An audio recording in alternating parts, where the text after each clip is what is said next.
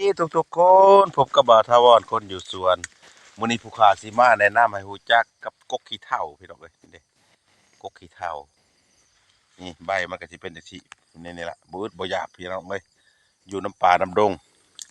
อยู่น้ำหัวน้ำสวนเฮานี่แหละบ่อึดมักขี้เถ้านี่มากมันก็สิเป็นจังซี่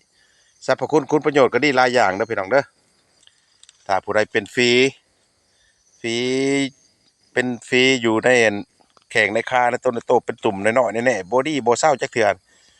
ดีตุ่มนั้นขึ้นตุ่มนี้บนนั้นดีบนนั้นแล้วมาขึ้นบนนี้กระปอกกระป้อยปุ่มปิมอยู่น้ำแข็งน้ำคานั่นฮะเฮานี่แหละพี่น้องเลยให้เอาหากต้นขี้เถ้านี่แหละมาพ่นท่าเด้อพี่น้องเด้อเอาหากต้นขี้เถ้าเนี่ยมาพ่นท่าเด้อสีดีสีเช่าดอกพี่น้องเอ้ยเอาหากต้นขี้เถ้านี่แหละมาพ่นท่านี่เป็นฟรีนะตุ่มน้อยๆนี่แหละพี่มาแขว้งพี่ขี่บอกขี่แบะพี่ยังละเด้อพี่น้องเด้อเอามาใส่เลยเด้อผู้ใดเป็นฟรีเด้อนี่บัดนี้ผู้ใดเป็นกระเพาะเด้อพี่น้องเด้อ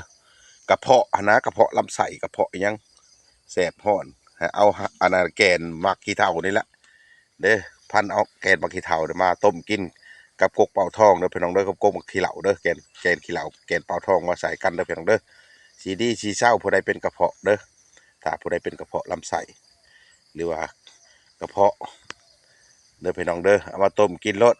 สีดีสีเศร้าเด้อพี่น้องเด้อผู้ข่าบาทวอนมาแนะนำมาแบ่งปันให้ฮู้จักน้ำกินน้ำใส่น้ำกัน มากล่าวมาเป็นวิทยาทานเอาบุญเอาคุณนำกันเด้อพี่น้องเด้อถ้าผู้ใดเป็นประหยัดดังกล่าวก็เอามากินมาใส่กินแล้วก็ให้ดีให้เศร้าอย่าเจ็บอย่าจนร่ำรวยกันเด้อพี่น้องเด้ออยู่ดีมีแห้งสาธุ